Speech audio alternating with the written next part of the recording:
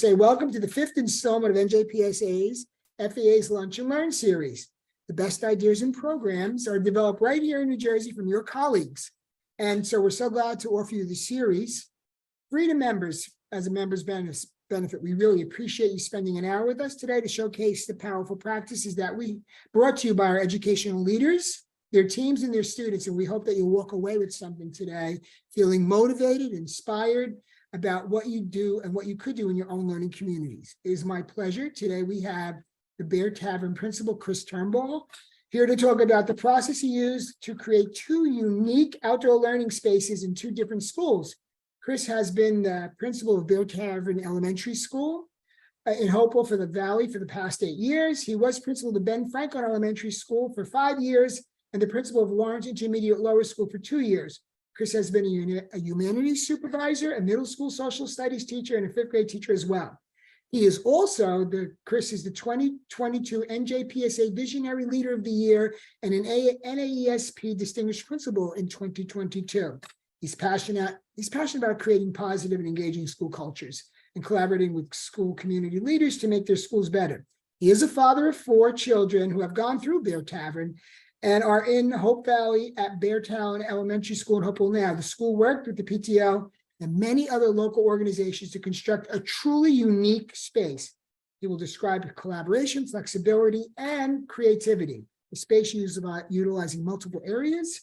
And sometime at the end, we're going to give you some questions, Q&A time. So it's also great to have him sharing his expertise with us today. So Chris, I'm turning it over to you. Thank you for that great introduction, and thank you for being here today. So I want to introduce, she's to my right, I'm not sure where she is for you, but Tina Overman, who is she's one of our teachers at Bear Tavern. She's a STEM facilitator, and she's worked for over a decade in very specific engineering, design, process, and STEM, and has really used that skill set to help us grow what we do here so much. And when we talk about student engagement, but then open-ended real-world application. We read and hear about that all the time, but to see it, take place every single day and just looking at a thing around our school and finding a way to link students into that curriculum, learning, creativity. So she's here today, just, again, to answer questions, but then to fact check me for when I say, this is how we started. She was really, really instrumental in that. So we have a set, I'm going to share the screen in a moment, but I have a slideshow, but, as you can see, it's an intimate setting. The main thing that is important is that you walk away with some ideas or with some things you can do right away. So I'd rather it be a discussion and a, back and forth. If you have a specific question, please don't be shy at all. And as I said, I'll use our slideshow to guide sort of the topic of the day, but more importantly, anywhere during the slideshow or after the slideshow, please, let me know what you're thinking and let me know if you have questions or even ideas, and I'll steal, if you're doing anything that is related, please let me know and we can, figure that out together. But thank you very much. And there we go. We're sharing the screen now. So the main thing is just creating or enhancing an outdoor learning area that can impact all parts of your school and not just science and not just, it's interesting when we talk about outdoor learning areas, so many of us think about gardens, and that's where our experience first started. And I was like, I don't know, a school garden, certain people are into it, but not everyone. And as, for me, very personally, I've seen just the impact that making a flexible area that's multifaceted can really engage kids and grown-ups even more so, between staff members and parents and families. It's been really, really huge. So again, this is our contact information. We'll share this out, but Tina's email address and my email address. But we're located, we talked a lot about the Bergen County folks, but we are right in the center of the state. We're on the Delaware River, and that's why Bear Tavern was voted, according to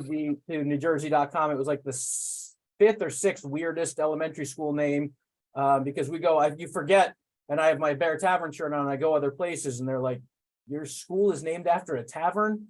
But it is, apparently though, there's a ranger station right on the corner, because this is like Washington across the Delaware, right at the base, about a mile from here. So, but there was in colonial times, this place called the Bear Tavern, and it was apparently George Washington and those guys hung out here sometimes. So the road is called Bear Tavern Road, and that's sort of where the school name came from. So it's not directly affiliated with the tavern, but that's just kind of, so where we are, we're in central Jersey. It is a, relatively rural area, which does factor in a little bit to sort of how we, found the path that we're on. But some of the experience I've had were in other parts of Mercer County that are not as rural. So it's not contingent on the area surrounding the school, what you can do.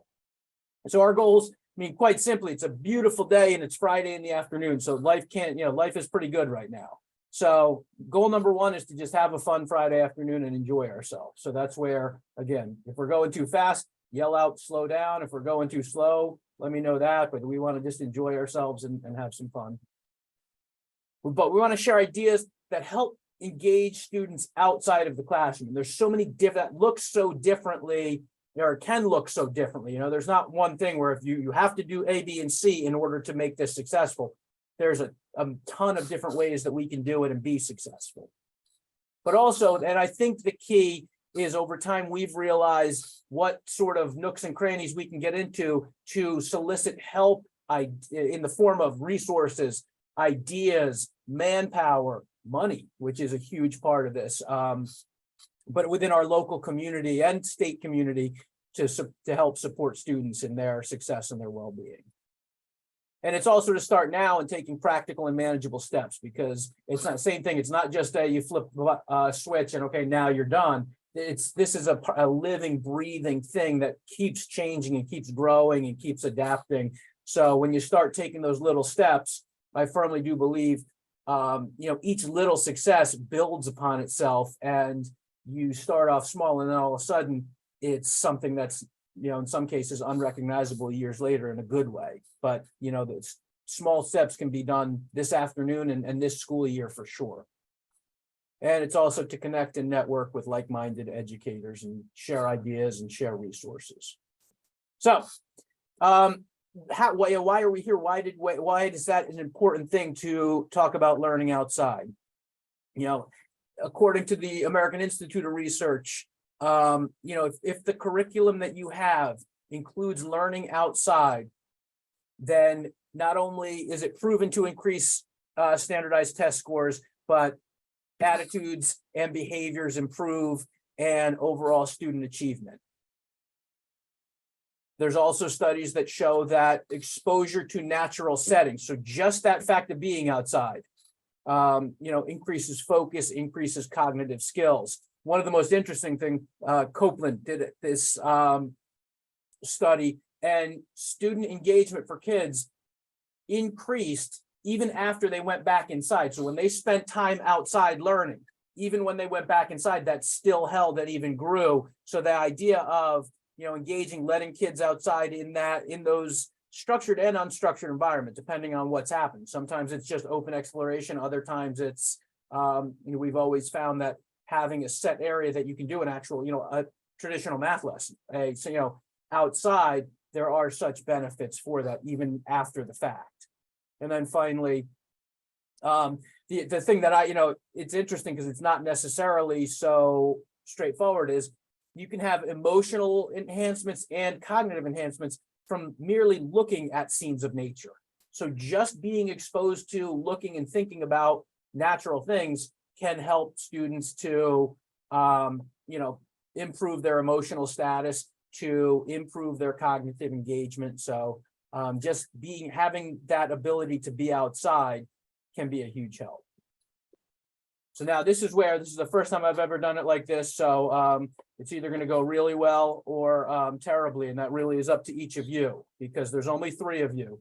So you are going to win a prize. We have the chat bar going. So whoever does truly win by putting the answer to the following into the chat bar is going to get mailed. You're going to send me the address of your school, but we have tons of bags of seeds here, or packets of seeds. So get your keyboard ready.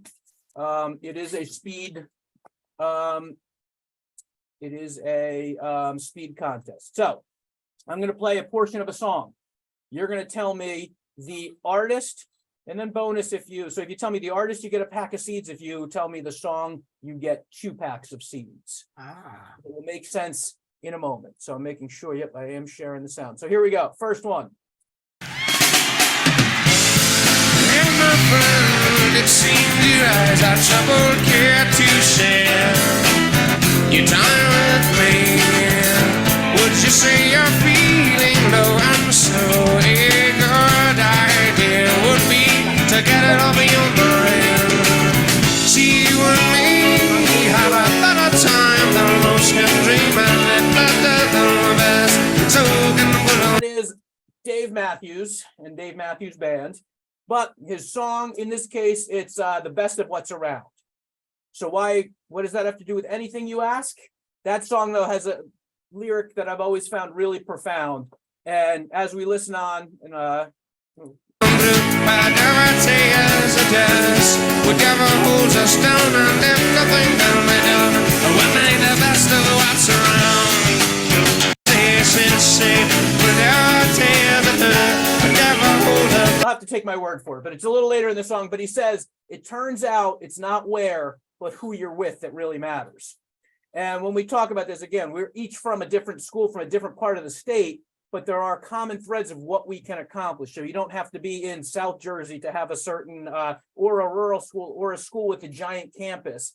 It turns out that it's the people that you're around that really dictate what happens. So just to give the frame of reference, and before I forget, Donna, you're gonna have to put your school address in there as well, because I will send you these in the mail.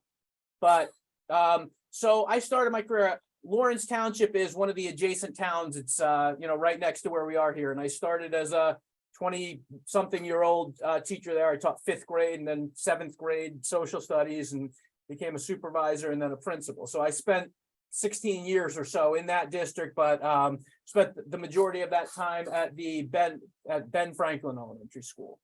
So the crazy thing about Ben Franklin, and if you look here, it's a black and white picture, but a few years before I got there, they built an addition onto the back of the school, which created an enclosed courtyard. But when I got there, you couldn't get into the courtyard. It was such that you could use your key to get, if you were out there, you could get in, but you couldn't get from the inside out. So for 5 full years before I got there, this space was totally unused. It was just, teachers couldn't do it. I think an administrator and the custodian could get out there, but so it was an empty courtyard that was almost exactly, it was a nice clean rectangle, nothing there, and began to ask. And one of the big things, and I hope there's no maintenance and facilities directors on this call, but one of the biggest things is going to be, you can't just go by the first phone call you have or the first discussion you have with your facilities director, because oftentimes their long view is to protect and to make sure everything stays orderly and clean and neat, and learning is not neat. So there's a lot of times where you have to smile and make jokes and hang out and be a little bit persistent with that. But the first step was to get the locks turned around so that that courtyard was accessible. But then we sat down with a group of teachers and we just drew some plans, and literally just sketches that started off a list on a piece of paper, and then a drawing on a whiteboard led to an idea for a grant. And we went to our local education association, and it was less than $2,000. I believe it was $1,500 overall. And we just took what we had written on our whiteboard, and I thought I was fancy at the time because I used a Google image and a few shapes from PowerPoint.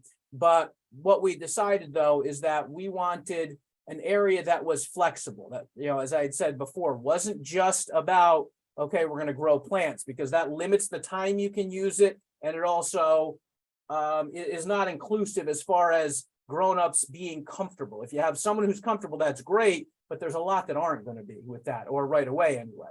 So what we thought was important then was some picnic tables and whiteboards mounted onto the wall, a few birdhouses, a shed, and some butterfly bushes.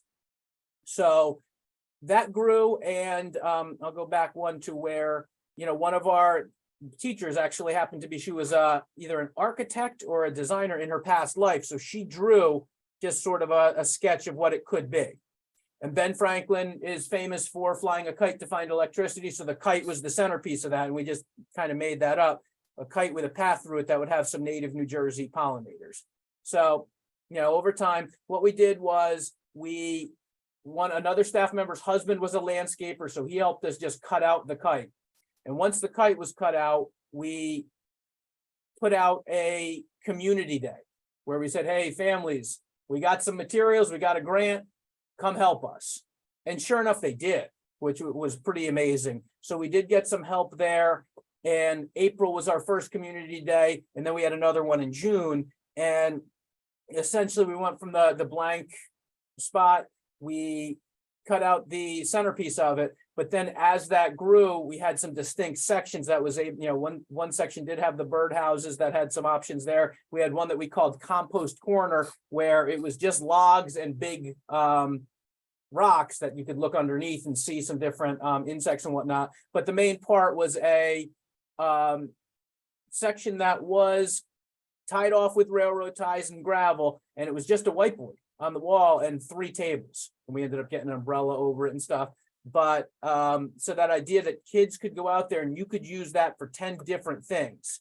And, it was something that grew, and we had little worm beds and stuff like that. So that was my first sort of experience, was that the community drove it. It was not a ton of money, but it did, was some funding, but it was from grant funding. But we learned that students really, really thrived when they could go outside and just read. We had those Rubbermaid bins that had some quilts in them that you could just lay out and read. So, that was around 2014, give or take. And when I moved to Bear Tavern, it was 2015. So we called together, that fall, just a meeting of a group of interested teachers. And in that meeting, we said, what is important to us if we wanted to create a space?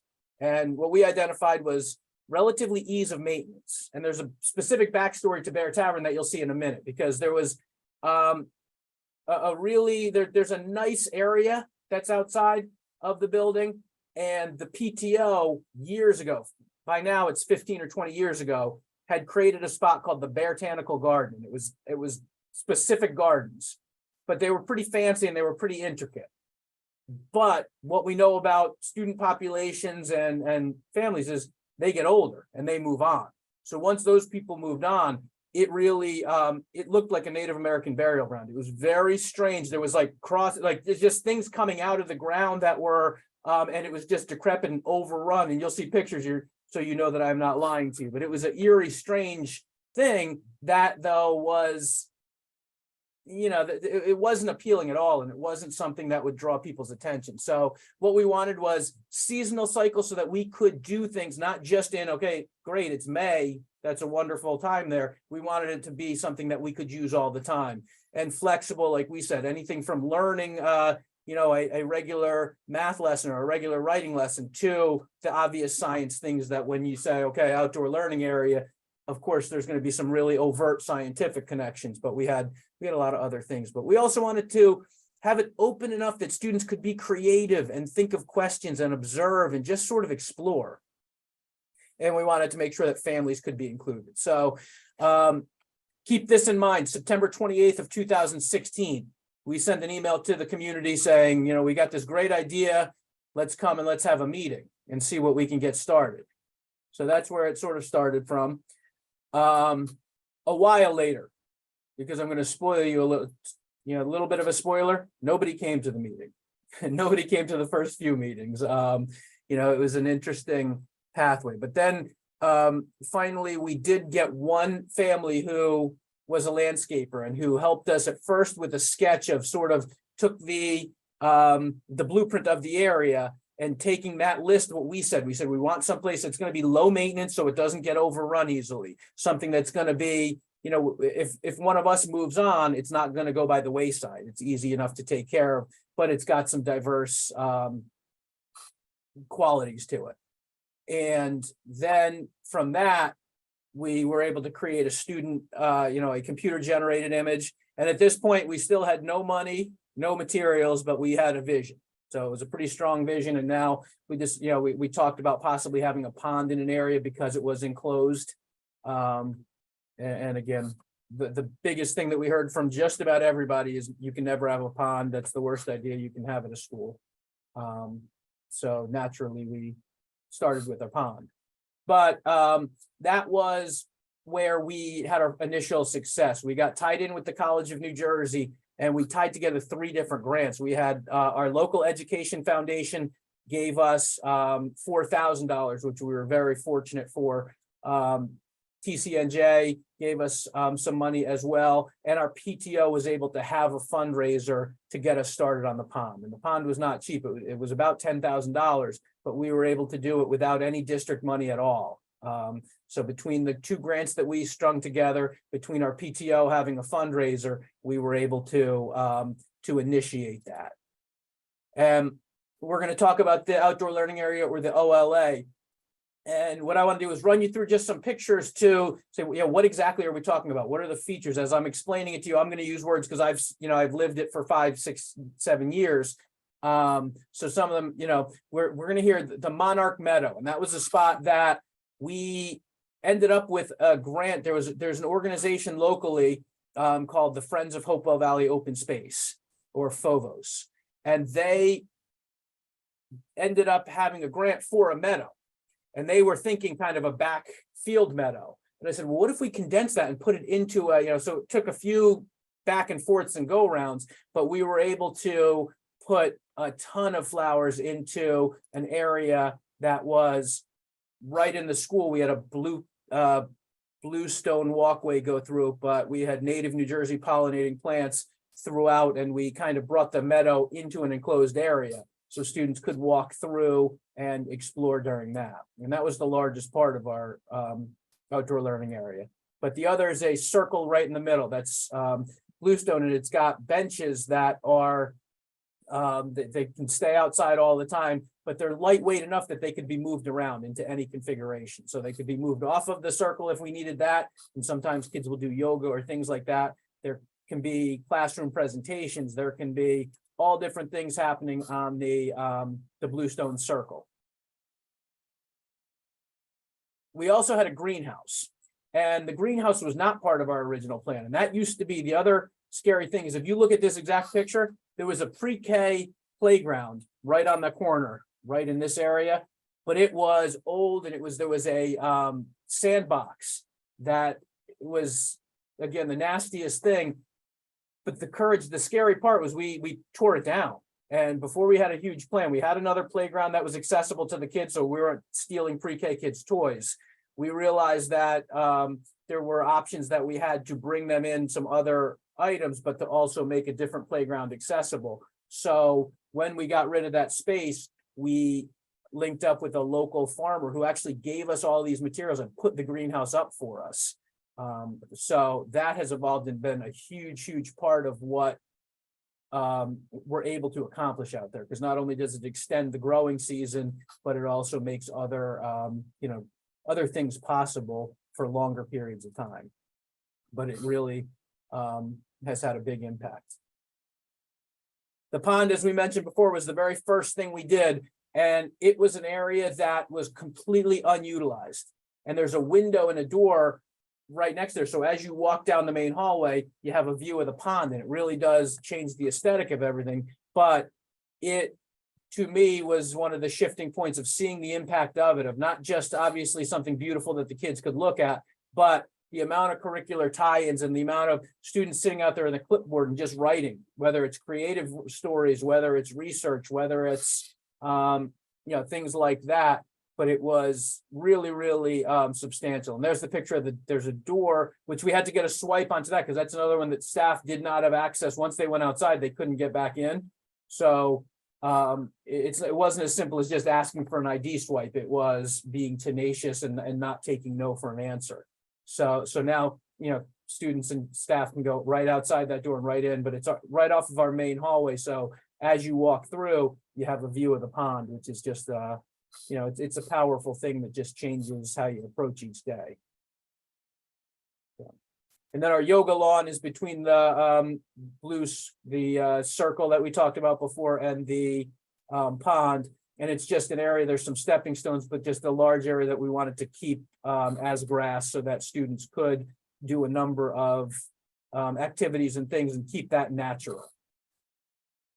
And then our collaboration deck, again, we kind of fell on that somewhat by accident. We knew we wanted a centerpiece there, but we weren't sure. So the deck was something that we were able to partner with a local builder, and it took the longest out of any of our sections. But now it's something that we can put tables and chairs out there. We can have physical activities. We can put a whole class out there and do just about anything. We've had performances there.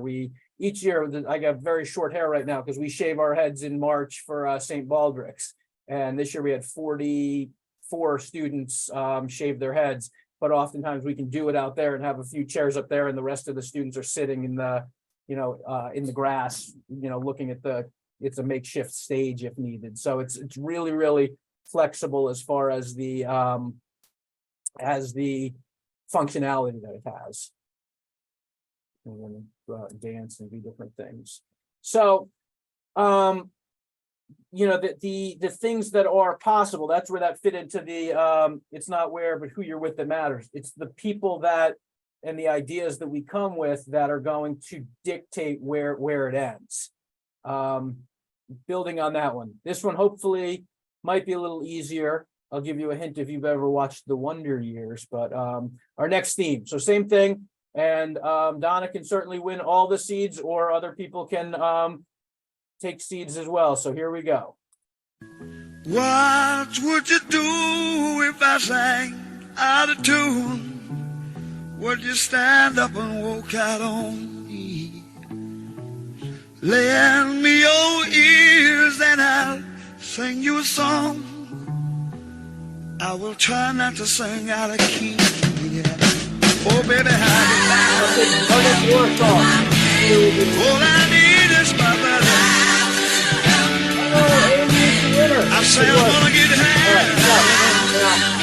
high. And my secretary, What would you do? my secretary is a huge Beatles fan, so she would be very upset that we went with the Joe Cocker version. But that is Joe Cocker. And Randy, you're going to be a winner on that one too, because we have lots of seeds. But so it's Joe Cocker with a little help from my friends. And obviously one of the big lyrics is that I get by with a little help from my friends.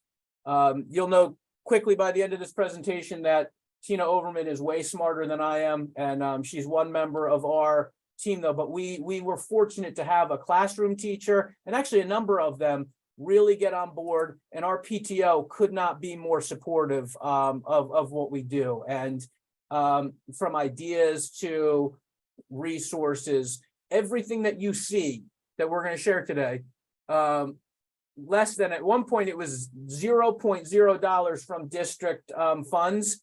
And that was the interesting thing, because what you do have all of a sudden is other schools and other people say, oh, that's not fair because, Bear Tavern gets this money. But we have not used a penny of district funds for this. It's been truly community donations. It's been, again, our PTO, we had an auction that we worked very closely on, and there were a lot of teacher experiences and things that generated a decent amount of money that were able to jumpstart that. So once we, we've done a few things since then.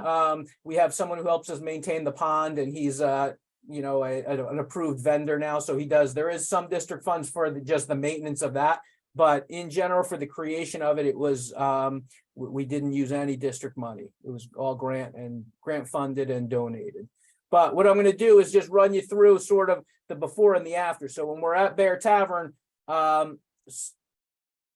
contrasted to where Ben Franklin was a completely blank canvas, but this was an existing location that we had to redo. We had to remodel and reimagine. And that's where we talked about had been beds years and years and years ago, but were completely not utilized. There wasn't grass, there wasn't anything there. So that's what turned into that.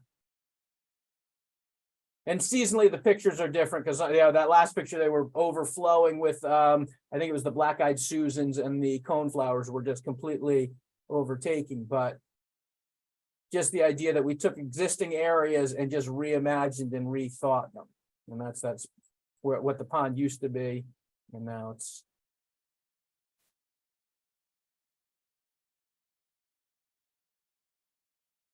All right, so, but now tying it into, I get by with a little help from my friends.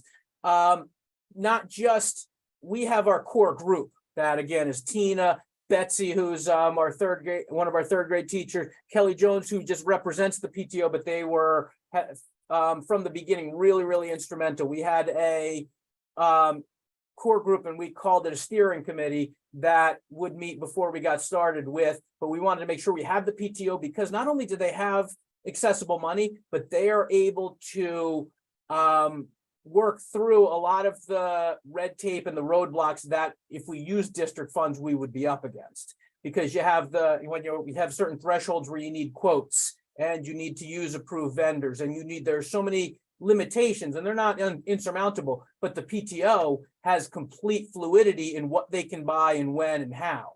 So I knew that if we could make them a partner, make them invested and excited about what we were doing, that just opened up a lot of the availability of resources. So they were and we had a Board of Education member early on our team who was also a parent at Bear Tavern, just to make sure that we were hitting these different stakeholder groups that then could also branch out and attract other people too. But we had our core, but none of it would have been possible until little by little. As we said, we got one landscaper on board, and they had a friend who, where when we talked to the other landscaper, we didn't have as much credibility as John from Nectar's did. And all of a sudden, John from Nectar's was able to talk to Brian from Cedar Creek. And when they both got on board, then they started talking to their friends. And these happened to be both individuals were former Bear Tavern students who are now grown-ups who had children here. And it was this community, and sort of by accident, we fell upon a situation where the community just really rallied behind. So again, going from the original design, none of that would have been possible without our original partner. But then, and this is the original pictures way before I got here, where we had some very specific things happening out there that lost their way a little bit. But we just always thank Chris Buttram and Nancy Barish, who were the kind of original founders. But and Lynn Swanson, who's one of our paraprofessionals, she's retired, but she has a memorial garden in another part of the building that existed that inspired a lot of us. And that was just dedicated to staff members. As they pass away, there are different parts and flowers added, but she would really meticulously keep up this one garden in a different part of the school. So it kind of inspired and helped us to grow it.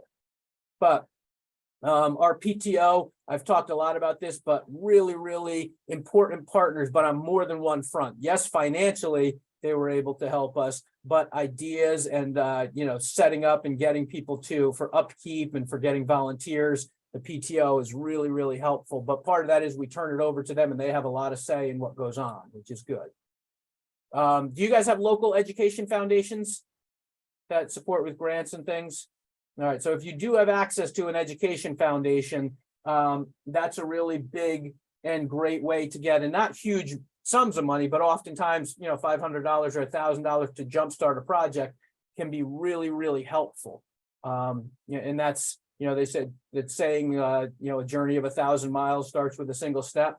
We didn't necessarily, when we started doing things, we didn't know how we were going to get to the end point, but we knew that we wanted to. So I said we enrolled in a cohort at the College of New Jersey around sustainability, and we part of that was a $2,000 stipend, and we went through the course and the process, and that was really helpful because it gave us not just that money to help start the original pond, but it made some great partnerships that had really helped us out over time. Our local conservation group is called the Friends of Hopewell Valley Open Space. Again, a number of volunteers, but also credibility around the community. And they actually were able to link us up with once we really took off, they linked us up with Janssen Pharmaceuticals, who supplied us with a substantial grant, as well as Xerces, who more recently funded a different project way back in our backfield that were both pretty impactful. But local folks, again, this is the Nisley family, who has 2 students here who went here himself, but donated all of the bluestone that we used from jobs that they had. They had jobs, and they don't, if you have a landscaping or a construction business, you have materials that you don't use all of. So they had those things and literally donated the majority, if not all, of those materials, and gave us the labor a much cheaper rate that would, than otherwise would have been possible. So they were paid, but not as much as market value. One of our local farms, Chickadee Creek Farm, this is the sister of one of our employees, so we are able to twist her arm tremendously, but she donated the whole hoop greenhouse and helps to consult with that, because it stays in touch with us and helps to support those efforts. Gravity Hill, it's another farm nearby that they do so many wonderful things, and Maria and her husband both come, and they've since, he's got an electric car that's really cool, and it's a truck, but he comes and gives presentations to our kids. And I think one of the other common themes that I didn't really hit on before is there are so many people out there that want to help, that are dying to help. And Tina, jump in on that, please. Yes, I would love to jump in, because if we talk about Jess, just so if we look at the greenhouse, that came from reaching out to her. She's a local farmer, and we'll talk about the barn at Gravity Hill as well. But we just reached out. I was asking for advice, and I said, we really want to have a greenhouse. Here are some that I found on Amazon. What do you think of these? And she said, Tina, I have an extra one that I'm not using anymore. Do you want it? And I was, of course we do. So that just came from reaching out and asking for advice. I was not expecting that at all, but she loves to help. She wants to be a part of the community. And the same thing happens with the barn at Gravity Hill. They had a student who came through Bear Tavern. I reached out once. We've been in touch since her daughter went through here, and she texted me yesterday and said, I have purple potatoes for you this year. Would you like those? I never say no. So I always say, yes, we will find a place for them. But they're so excited to be helpful in the community that a lot of times, people aren't going to usually reach out to us until if we reach out to them, they'll say, yeah, you know what, I can actually help with that. So just having someone in the building who's willing to reach out, even if someone is going to say no, I think is really important. And I was going to say that too, Chris, about the bluestone being donated. I wrote a couple things down. The doors on the greenhouse, find a builder in your building. We even have some staff members whose husbands own landscaping business, or they're builders. So there are different people who can help out in that way. Just have to ask. So I thought that leverage is so priceless, because you'll see a slide of Dennis Doherty coming up, who's Tina Overman's father. Yes, so he can't say no. And he's got experience with building. So more often than not, I'll see Mr. Doherty here with power tools about to make something better or fix something, because he has no choice when his daughter asks him. yeah. So it's those things of really leveraging relationships. And once you're thankful, and there's often times people will give us stuff that we're not sure how we're going to use it, or we're like, but just to keep those relationships going and the back and forth, it really is powerful and exciting.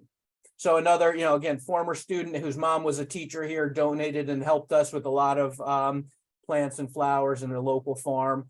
One of our parents works for a tree care professional and was able to get us boulders and, transported them over, all free of charge.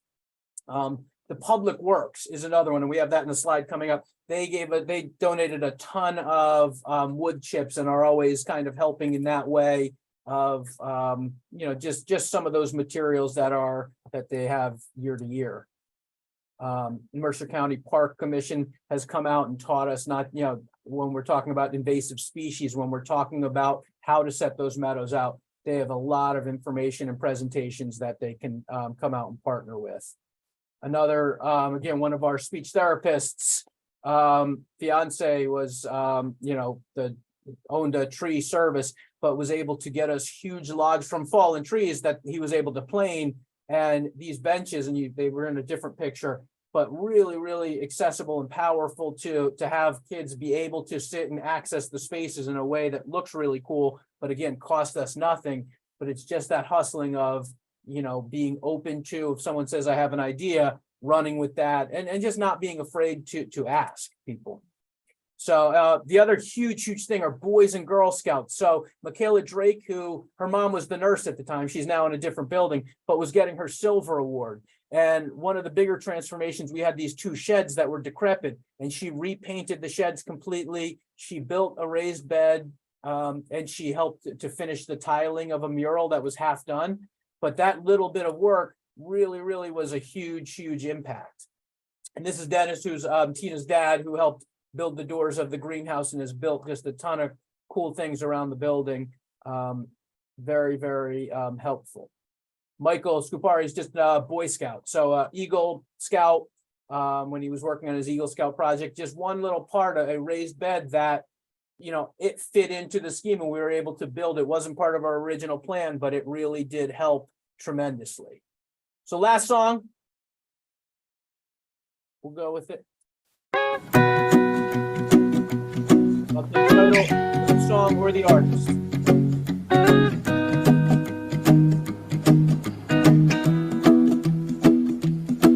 Well, you done me and you bet I felt it. I tried to beat you, but you're so hot that I melted. I fell right through the cracks. Now I'm trying to get back. I'm gonna turn it off before then. You still win, but it's so it is Jason Mraz, I'm Yours, and one of the best lyrics of all time as far as everything educationally. But he says, I reckon it's again my turn to win some or learn some. And we've kind of hinted at these things throughout, but we had high hopes. We met as a staff about 8 years ago or 7 years ago and said, this is what we're going to do. Everyone's going to get on board and it's going to be awesome. And we held our first meeting and literally nobody came. And it was, for the first 2 or 3 months, absolute crickets everywhere we turned. We used grants to start up what we did. Our first 3 grants were rejected. And partially funded grants, meaning that we didn't get what we wanted, but we got a little bit. 2 of those. The number of groundhog families that actively tried to foil our plan before it got off the ground was 1. And prospective partners who, talked to us and met with us and then just didn't necessarily come through. I can't give you a number on that one because it's a lot. And that's the groundhog. That was the scariest moment of my life. And we did use, we made sure that the authorities were in the loop on it, but we did relocate them to the park down the street. But my God, it was petrifying. So we did, we kept them as a family one by one and moved them. So all was good. But every step of those ways, people said you could never have a pond. You can't grow things there because there's groundhogs. And each of those things did work. And that's why we're reminded, no matter what we start with, Michael Jordan famously said that obstacles don't have to stop you. If you run into a wall, don't turn around and give up. Figure out how to climb it, go through it, or work around it. And that, couldn't be more important when we're talking about these things, because you're going to walk away with a plan or ideas or goals that you have. I can 100% guarantee you it's not going to work the exact way you think it is. That's the only thing I'm certain of. But it's the idea of how do you make setbacks work, but also not get discouraged. Because again, the best parts of our current, not just our current outdoor learning area, but the current practices that we're doing, most of them happen by accident and just sort of serendipitously. You have to be open for when something happens to make it a positive, but also be able to work through setbacks. And Tina and I were just talking about it. As I said before, it was almost no school funding at all put into this project, but still we get people saying, oh, it must be nice. I guess, you're not going to buy books because you've been buying this and that. So, there are always going to be these things and people who don't quite understand, but can you work through it? And the reason that this fit with the Winning Some or Learning Some, it these are gonna, all things that are offshoots that were not anticipated or expected, but they were opportunities. We had an area, we found out once we started coming, a retired teacher who said in 1969, he planted a tree circle that had been completely engulfed and gone. And we found it and cleaned it out and put new stumps there. So we have our school, there's clusters, there's A cluster, B cluster, and it goes up to E cluster. It's just how the building is set up. So this teacher's name was Jay Inglesby. So we named this J cluster as an extension of our building, but it just built, the deck, as we said, was not something that we anticipated. We all of a sudden would have just troughs and different arrangements of things that people, and this was again a fourth grade teacher who was not involved in the original planning, came to our building a little bit later and then started having these pop-up gardens throughout the school on areas that, used to be other things. And then, we had a fenced in area in our kindergarten, and the concept of, can we have a kindergarten? And just a few strategically placed raised beds changed the whole area. And that wasn't a huge lift. This is one of my favorite things, and you'll see a little bit more on this. That's actually Trex decking that a parent donated because they were redoing their deck and they didn't want to get rid of the old decking. So we were able to take it and make it into an area that cost us the price of a whiteboard, which was $200. But our kindergarten now uses that and is able to do things just like the big kids, and it's really fun and exciting. But we also have, I made mention of, we're fortunate to have a back field, but we have a tremendous natural meadow that was grant funded that Tina has overseen from the very beginning of tilling it with her own two hands before another former student came and did it a little more effectively. But we're teaching kids not just the value of work, and they, them spending 15 minutes helping by raking. And my daughter's in third grade now, so she's begun her, she raked out beds the other day, but felt so great about herself and so excited to be part of it. Okay, good. So in that back area, we did a boardwalk because the area was too wet to work with. So we just imaginatively grabbed some wood, and it turned into, that's the site of our meadow, which is now like it's fenced in and it's growing. And I just like this one because that's the same exact, that's the moment. One was a drone shot and one's the actual picture that was being taken. But Kevin Kerwin's a retired guidance counselor who was very much into mindfulness.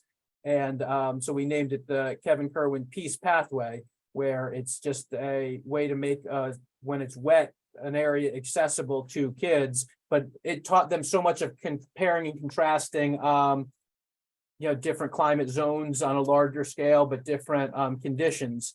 So, just the concept of being open to making setbacks turn into something really cool.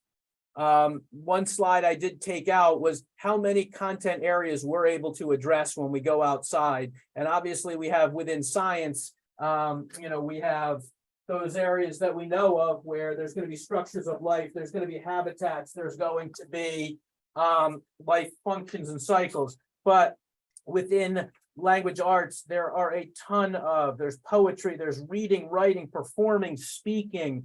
In social studies, the third grade built longhouses out there just out of bamboo reeds, and they grew the Three Sisters crops that Native Americans had done.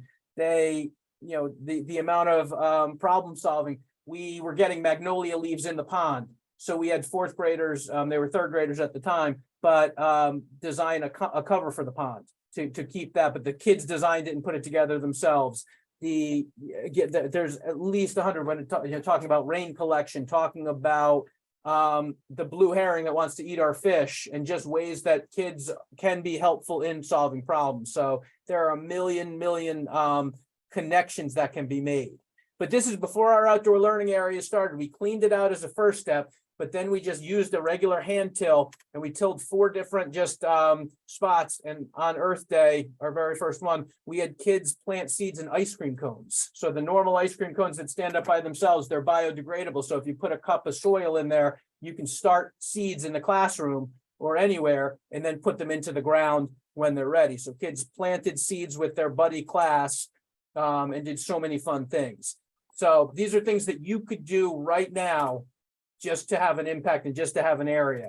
This picture you already saw, but just the idea of a simple raised bed in an area that is going to attract some attention. You can measure, you could do so many mathematical and content area specific things.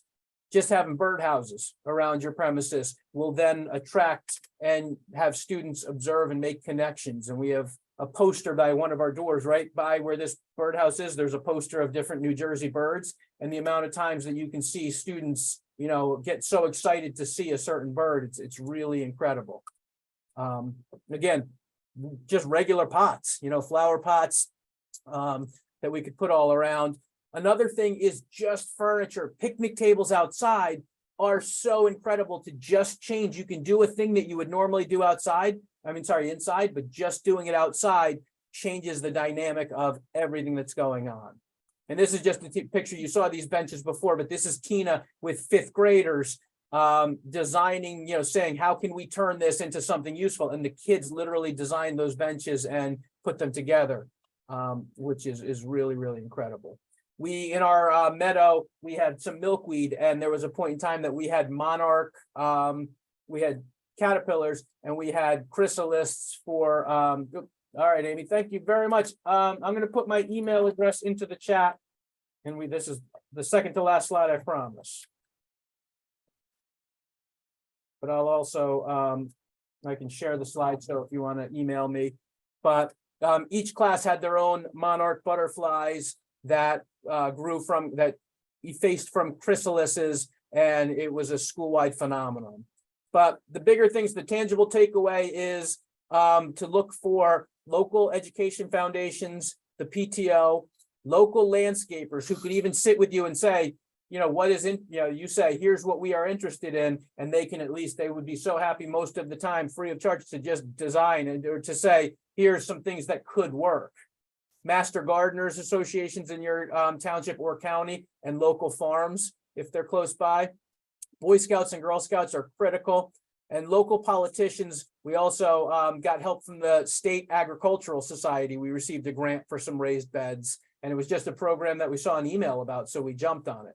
The Public Works is very, very helpful, and community-based conservation groups in ours, you know, Friends of Hopewell Valley Open Space, but there are a ton of different organizations like that. And finally, just local businesses walking into the local hardware store and saying, hey, we're interested in doing this, can you help? You would be amazed. You know, you miss 100% of the shots that you don't take. If you ask for something, the very worst thing that can happen is they say no, and you're in the exact same position you were in when you started. But you would be shocked at how many times people say yes, or that they want to help. So sorry for the length of that one. I get very excited about it, but Emily XR Pan is an author, and she's from Hopewell, but she has a quote that says, believing is a type of magic. It can make something true.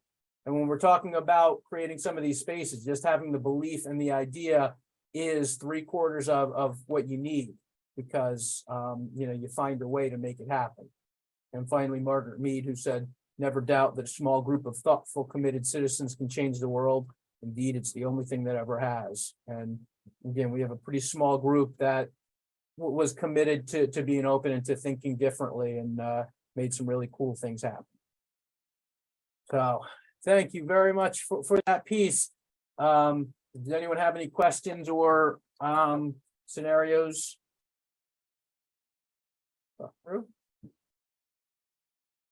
Tina, did I miss anything? No, I don't think so. Did you guys have any issues with drainage problems in the areas you were looking at? Because that's what I'm facing now, that, you know, that's going to be a cost that the district isn't willing to incur right now. With regrading, now our pond, it was actually interesting. We had all the blueprints and everything, and the pipes were sideways on the blueprint from where they, you know, in actuality, they ran perpendicular in one spot. So there was a small issue with that, but it wasn't overall drainage right there. So would you need to regrade the area? I'm not sure. It's an area between 2 wings of the building, but it's not enclosed. There's one end is open that I wanted to use because there's access doors right from the classrooms, but the water, you know, when it gets wet, it doesn't drain very well back there. So that would have to be addressed before we could, because anything we put down would get ruined when we have a lot of rain. So one of the things, and that was actually when we partnered with the Friends of Hopewell Valley Open Space. And again, even if you Google them, there's probably, I would think that there are similar organizations, but they actually, one of the reasons that we did win a grant in that backfield that we were showing you where that pathway was because it was it was specific to wetlands. And that actually made it much more rare because most of the others weren't. But part of what that organization did was make a bunch of rain gardens in local areas. Like our middle school was in a similar boat, but they specifically were able to help design meadows or smaller meadows or gardens that did specifically work with areas that were in had drainage issues. So Yes, and if I can say please. we're dealing with some, in one of the meadows, the runoff comes down and runs right through the meadow. So it was just eroding these big sections. And we reached out to the watershed, our watershed here in Pennington, and they helped us to choose some plants that are water loving. And so, and they've been amazing. And we're actually planting some more next week. But I have those names too of certain plants if you can. Or if you go for the Xerxes grant, then you can get almost, what is it, 700 plugs, I think we got for that grant. If it's a place where you can, plant some native plants, that would be amazing. Sounds like a rain garden space or pond. Sounds like a natural pond that you could start. But that does, and that does make it, and that was the interesting thing that we did not know about. We found out after, but it made it more appealing because it was something that was not, typical of what they come across. So they had some specific things for wet regions that helped mitigate it. Thank you. Some great ideas and good places for me to work from here. I appreciate it. No problem. Thank you. And thank you, Chris. This was really informative. Thank you for your time and thank very you much. everybody who was on today. Yep. So yeah, I have addresses, so you will receive some, and I'll randomly pick them out for you. But I can't thank you enough, and I'm sorry. I know that did take up all the time. I wanted to keep your lunchtime a little more sacred, but it really, it's something that we're excited about and passionate about. And please, actually, what I'll do is I'll share the slideshow right now into the chat because it has our contact information as well. So more importantly, if you need any ideas, but also if we can help in any way, I did really mean that. The most profound thing that we had was just people helping us.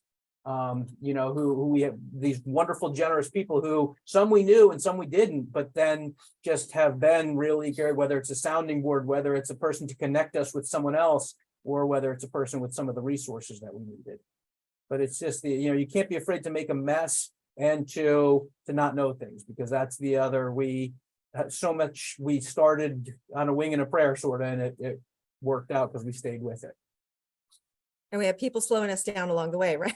Who kept saying, wait, we need to stop and slow down and make a different plan. And we said, nope, we're going to keep plowing forward with this, right? Yeah. So, yeah. And I'm happy to meet with anyone too. I know there was a group of parents. We have their children here as students. They teach in another district, and they just reached out and said, could you help us to brainstorm some ideas for this space? So, if you want to send a picture or FaceTime and show us what your space looks like and brainstorm and think about what you can do with that, we can help you with that as well. So happy to do that. All right. Well, thank you so much. Have a great day. It was really great to meet you, and we're here if you need us. Thank you. All right. Thank you.